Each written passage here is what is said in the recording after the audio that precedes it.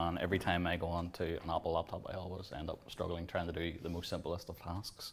So some of you have probably got a preview of that there now, just how, let me see if I turn that on. Hold on now. I'm gonna have broken something again here, let me see. Projector on. Hold on. I might go home, actually, and stay here. Hold on.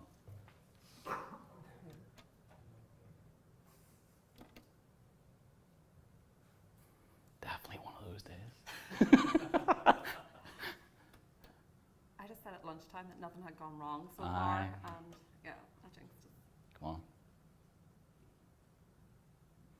Is it the blank on off at the bottom or anything, or not? No, because it normally does blink. Hope you cut this from the recording as well. Just do the presentation for the interpretive dance.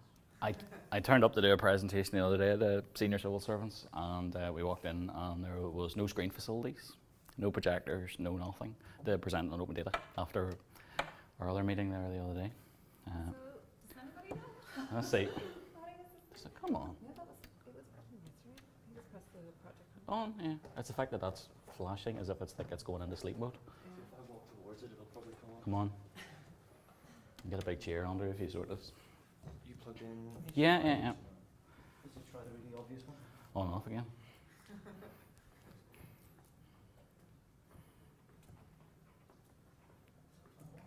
This will give me an excuse to speak less anyway. So.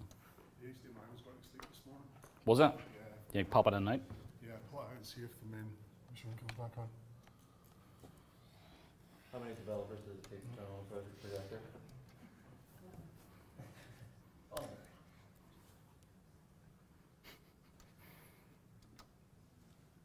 That would have been too obvious. No. That's why that's flashing now. That shouldn't be flashing. No. It was working. Earlier on when you were setting up the video. Yeah. Yeah, it was absolutely fine, yeah. That's right, that's mapping into that. Like, No, that'll just be the lights. yeah.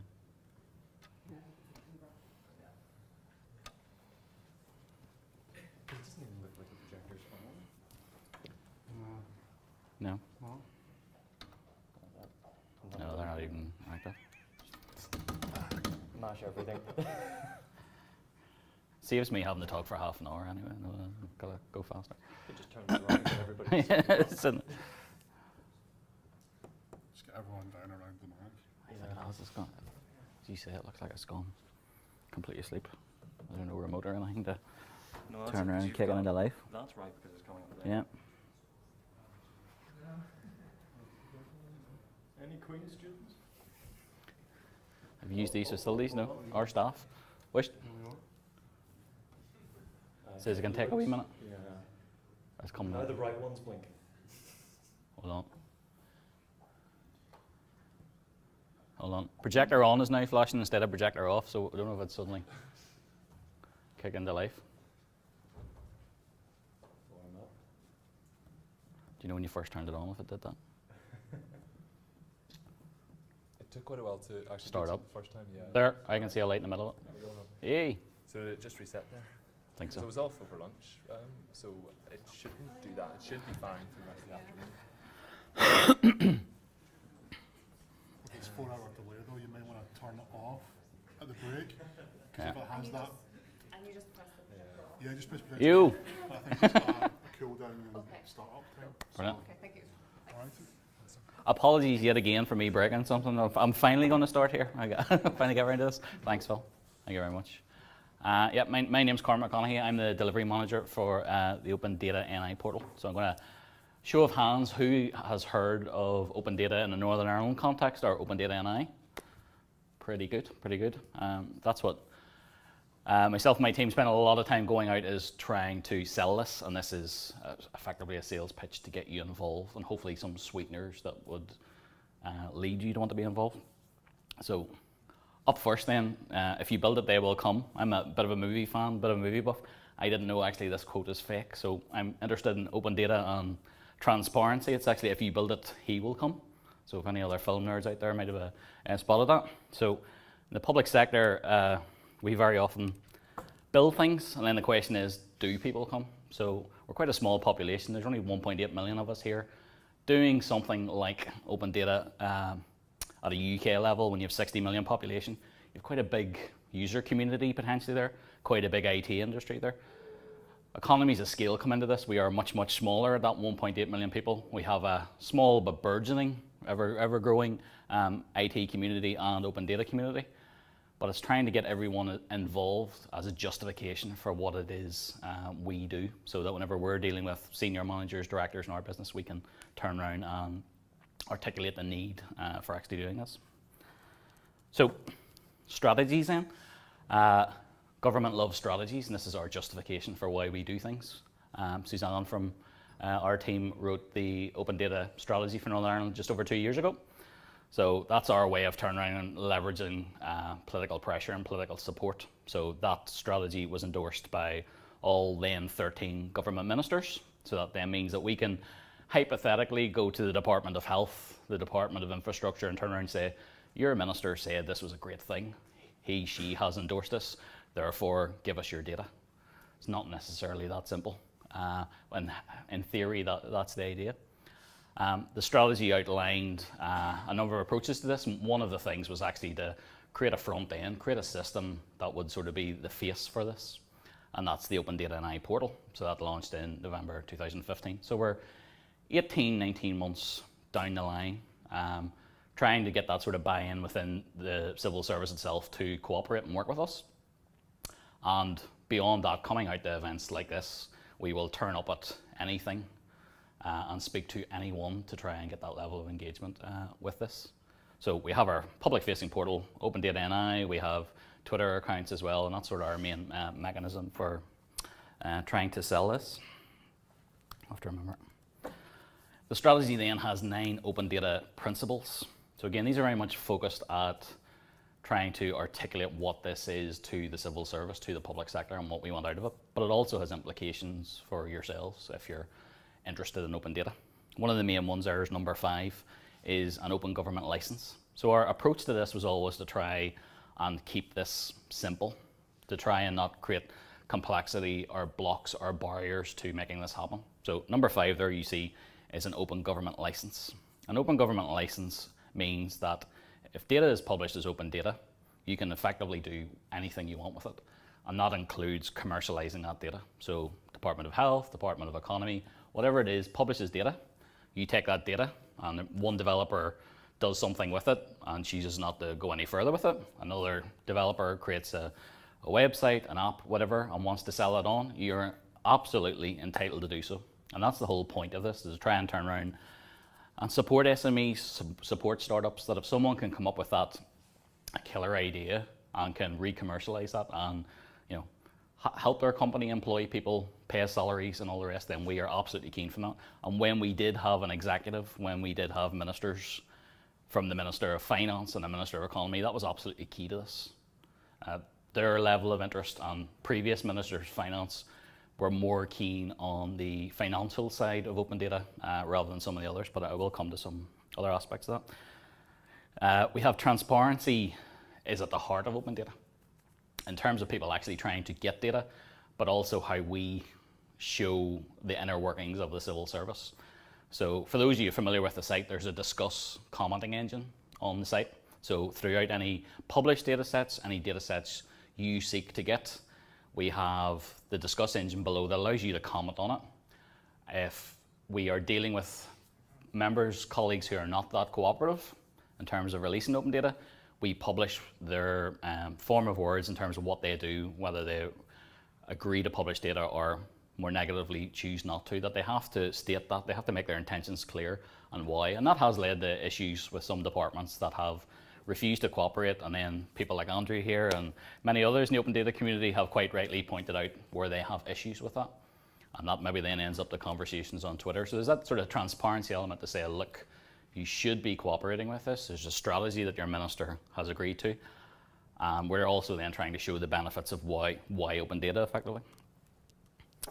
So back to that sort of commercial element, there's been some large scale studies recently done by the EU data portal, which has estimated that over the next 4 years, there could be 25,000 people directly employed, working for IT companies effectively, as a consequence of publication of open data.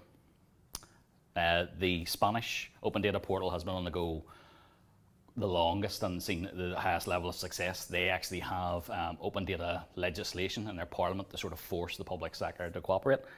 And they're now saying that there's 150 companies who are working directly with open data and seeing 4,000 people employed. So it's pretty significant.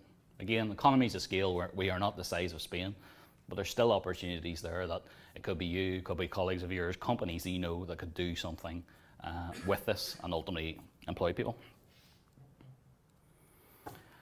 So as part of the wider EU data study, they didn't just think purely in terms of employability. They were looking at this and turning around and saying, well, what are the benefits of open data?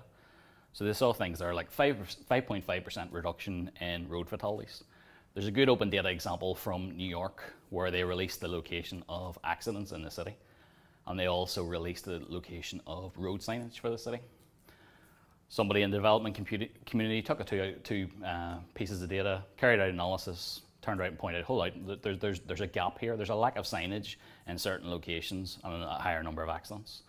This gets published online in the blog. Within a few weeks, the authority prints additional signage, puts the signage up on the street, and as a consequence, number of accidents are reduced. So it's no exaggeration to say it could potentially save lives. So we're seeing things here around about wasted parking. Everyone in Belfast loves to girn and moan about the availability of parking in the city. So open data has roles there to play in things around Belfast City has a smart cities agenda they're looking at. It's that idea of having interfaces, apps, websites that you go to, you're coming to either the city you are used to or the city you're not used to, and knowing that Montgomery Street has a multi-storey car park with 5 spaces to go. Oh, my time's really gone. I have to speed up here. So it's looking at all those sort of issues around open data and the why of open data. So building trust through transparency. We no longer have our Northern Ireland executive. A large part of why we don't have that executive is around transparency and the use of public sector money. There's an opportunity there for you to find out more information, to carry out analysis visualizations of that. We're trying to see that sort of social and economic good. We're trying to create opportunities for innovation and stimulate innovation. So I'm going to speed up to come to that. We are now a global player. Andrew saw this at a presentation there last week. Global Open Data Barometer. We're currently sitting at number 11 in the Open Data Index. So again, there's improvements made in those 18 to 2 years, but we're trying to work further on that and release some other data. There's blockages around there. Government spend is a big one. So trying to get that information out there, so again, you know precisely on where your taxpayers' money are going. Or if you're students, you don't have to worry about that yet. Soon you will. Our platform is an open source platform called CCAN. It has a data API. Data is stored in a PostgreSQL database. So you can choose to follow those data sets. You can choose to go and download them if you want, or you can choose to use the API to access that data. So we're trying to push access to that via those sort of mechanisms. We're also then especially trying to make that argument to senior civil servants and politicians as trying to demonstrate value. So just a few examples of that. The archaeology section of the Department for Communities captured a vast amount of archaeological LiDAR data, very, very high resolution, millimeter apart points to create, that you could create very complex, detailed 3D models from the data. And the data stayed within the business until a member of the public requested the data. As soon as we saw this coming out here, we saw major use of it quite quickly, and you could see this via Twitter. People either in developer community, open data community, or archaeology community for that matter, picking this up and creating 3D models.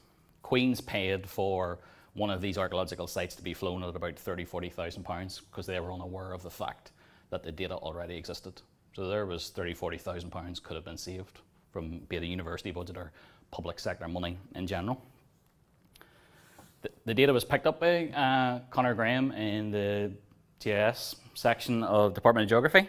He wrote a blog posting about using open source GIS technology and the data and how to actually take the raw points and create 3D models from that data. As a consequence, Conor was invited into Methody to run some workshops with their A-level geology students about how you would do this. No cost to this. The data was sitting there, the data was sitting on hard drives, and there wasn't great use of it. So it's trying to change that mindset and that mentality to put that data out there sooner. Another quick example that Connor's involved with as well, public trees of Belfast. Belfast City Council has all the tree species, tree heights, condition of these trees for the city. Connor took that and created the visualization that you see above. So it looked nice. It was a nice visualization. My colleague Suzanne loves this one. I was sort of going, yeah, it's very nice, it looks good, but what's the point in this? So we then turned out that the Department of Agriculture's plant health team saw the initial work done by Queen's with the data, so that sort of advertised its existence. They then took this data and they're now using it in their own production systems. They are also responsible for checking the outbreak of cedar disease, and now they can go out and do that. Instead of wasting their time of going and capturing that data, the data exists, go and make use of it. So we're slowly seeing these sort of examples. We have 16 showcases on the website. Again, Connor from Queen's has done a few of these. There's some undergraduate Queen's students, software companies, a variety of these. If you do something with the open data published on the website, we are more than happy to advertise the work that you have done. So please go and have a look at the showcases that do exist. There's analysis of GP prescribing data for Northern Ireland. People have looked at it in relation to certain types of medication and deprivation measures for Northern Ireland. Why is it that only certain types of medication are prescribed in socially deprived areas against more affluent areas? So how would that influence policy as well? So it's not just for a visualization for the sake of visualization, but where could this actually lead to make government work better and work smarter? To try and push that level of engagement even further, just over a year ago we launched a competition, Open Data Education Challenge. We didn't have enough data on the website at the time to go down a sort of health route, so our idea was to run something themed around education. Could someone or some company create an application to be embedded in either primary or secondary school education? One of them just walked into the hall at the back there, just didn't come in. So, Open Data Challenge, £50,000 initial funding between Department of Finance and Economy. We got 15 entries in our first round. We got those whittled down to 6, 2 of whom are here today. See Phil at the back and Martin earlier. We're through into round 2 to go before a panel and be assessed to try and get through for the big prize at the end. In the end then, reaching round 3, 2 winners, Phil Weir from Flexiteal being one of those, and Rose Quinn from Nueda, were awarded £20,000 each for their solutions. So I'm going to show, which are here. So Phil's Raging Planet, sort of geography themed environmental science one to apply sort of disaster scenarios to a local Northern Ireland context rather than seeing them, be it New Zealand, Haiti or wherever, what would the impact of those.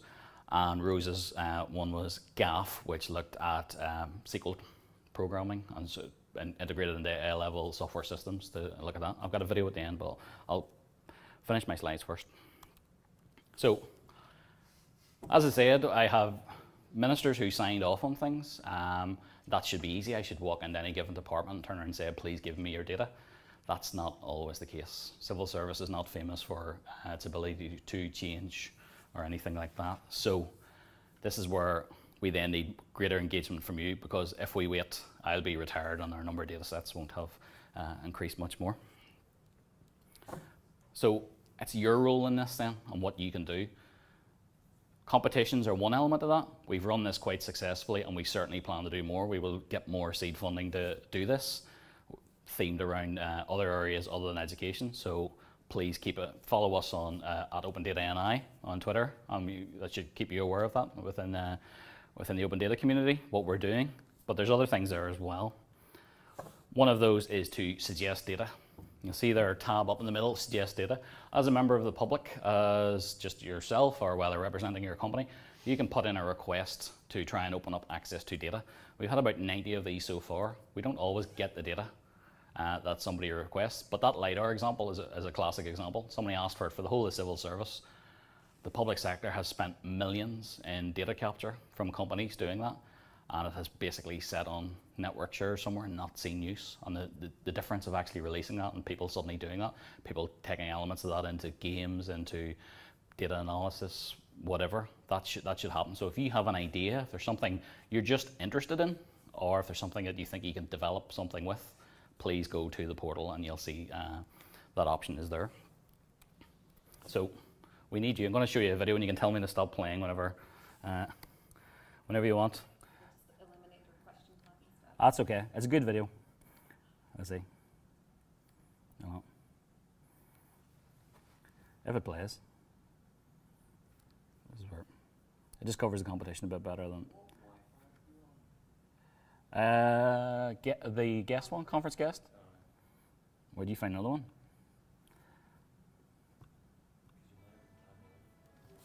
You hear that? Open data is data that anyone can access, use or share. However, reusing the data is key to demonstrating the benefits of this. With this in mind, we launched a competition challenging entrants to create novel teaching resources for schools with open data. 6 entries were awarded £2,500 to develop a prototype. From these, 2 finalists were selected to develop their prototypes into classroom-ready applications, with funding of £20,000 each. We visited Loudon College in Belfast to let their students test out the 2 teaching resources. Origin Planet is a platform to allow students to engage with natural disasters by understanding the human impact in their local context. To do that, we lean heavily on open data. It's been a fantastic opportunity to work with the open data team, with Zia, and in particular a group of developers locally to try and bring forward projects collaboratively like this, doing open source and open data work. GraphGIM is a teaching resource to help A-level students learn about SQL, and it really employs gamification techniques. So a lot of it is about repetition, ease of use, and it tries to engage students by having it contextualized with local open data. I felt that using OpenDataNI in their data sets has really helped contextualize the whole thing and give like a real life instance of why you would use open data. I'm really excited to see the GraphGIM teaching resource being used by A-level students. It's very closely aligns with the software systems development A-level, so I think it can be really beneficial for them. I think Graph will be an excellent teaching resource. The fact that the students can start off using drag and drop means they'll be able to engage with it very quickly, but as time goes on, they can write the SQL directly, which is what they'll have to actually do in their exam. It's better than anything we have used so far as what is currently available, I think. We spoke with Justin Edwards, who was a member of the panel that selected the winning teaching resources for the Open Data competition. The 2 challenges, the 2 winning challenges are very diverse but equally interesting. In terms of the GAF challenge and bringing that data into things like software systems design and ICT and encouraging children to code with data really takes young people into the space of being data scientists, and we know that there are plenty of economic and social opportunities with that. The Raging Planet takes us into the space of geography and environmental technology as well. So it encourages learners to explore how data can influence that curriculum area or influence industries in that area. It also encourages learners to problem solve. How do you deal with environmental or disasters within a particular region, and to really understand how their community would react. The 2 teaching resources were formally unveiled to a 400-strong audience of students at the Education Day of the annual Bell Tech Conference in April. From the perspective of the Department for Economy, this Open Data Challenge was an opportunity for us to meet an important skills need within the Northern Ireland economy. That is to actually grow the digital sector and to ensure that we have many more data-savvy young people coming out into the workforce. But we were able to also use Northern Ireland open data to actually make those resources relevant and engaging is a nice example of the kind of innovation that we would like to see the public sector embrace far more of. So the challenge also allowed us to engage with individuals and companies to build engaging resources that will both showcase Northern Ireland and hopefully actually be commercial products that we can sell internationally.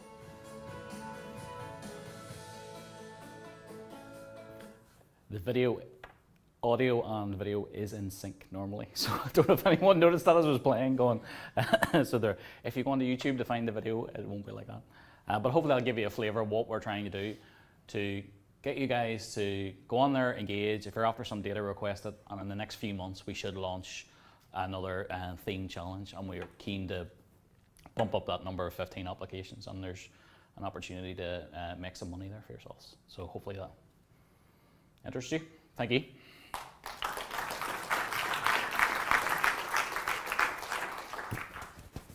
We got there in the end. Yes, thanks very much, Cormac. Thank you. Next up is OpenDataNI, speaking on the blockchain. Cormac will be in the speakers corner at the break time, so just around where lunch was being served, we're asking the speakers to hang out there. So if you do have any questions, you can approach him now.